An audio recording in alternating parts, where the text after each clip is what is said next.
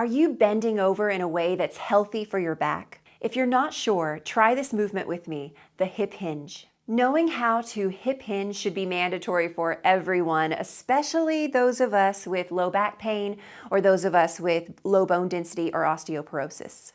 This movement will also help you protect your spine when you're stretching or when you're folding over in yoga classes and help you move better in your day-to-day life. I'm Mikah. I'm a yoga therapist and the founder of Lifelong Yoga Online, and I'm happy you're here. Let's get started.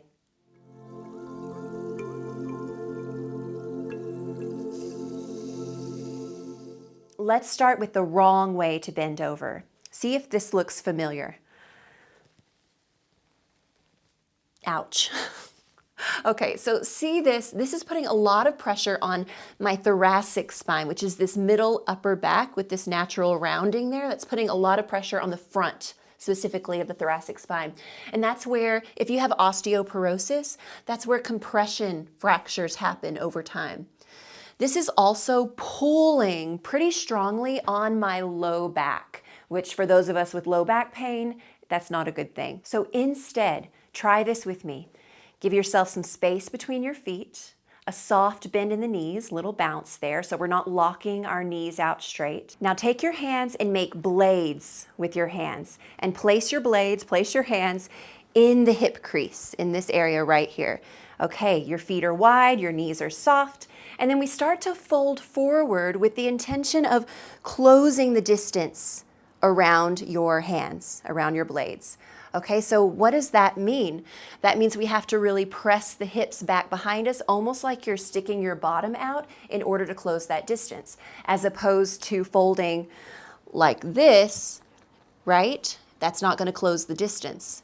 Think of keeping the spine long, bending the knees, and sending your hips back behind you to close the distance, okay? And depending on how tight we are in the backs of our legs, you might need a very generous bend in the knees, because basically if we're tight in our hamstrings back here, that pulls on our pelvis and makes the hip hinge harder. So keeping your legs straight isn't going to really allow for the freedom of movement we need here. So bend your knees, hinge, lead with the chest, and keep the spine long. Now try this a few times to come back up, root through your feet, especially your heels, and then lift back up with the chest. And then sit back down and press back up. And hopefully you can notice, you can see that my spine isn't really moving much at all. All of the movement and force is coming from my strong hip joint. And the spine isn't taking the load, the hips are, which is what we want. The same concept applies in a seated forward fold as well, in a seated position. And it's just a little more challenging, but I want to show you that too so you can get an idea of how this movement or this concept can apply in different areas of your life and your yoga practice. So, for example, if you are seated on the floor in this position, in yoga we call this staff pose or dandasana. This can be really hard if we're tight. I see this a lot. And then see how our tailbone is tucked under and we're trying to fold from the back and put a lot of force on the spine. So in order to not let that happen, we want to start with a little bend in the knees so we can get up on top of our pelvis. We want that sticking the bottom out action, right? You can even take your hands as blades to test this. Fold forward.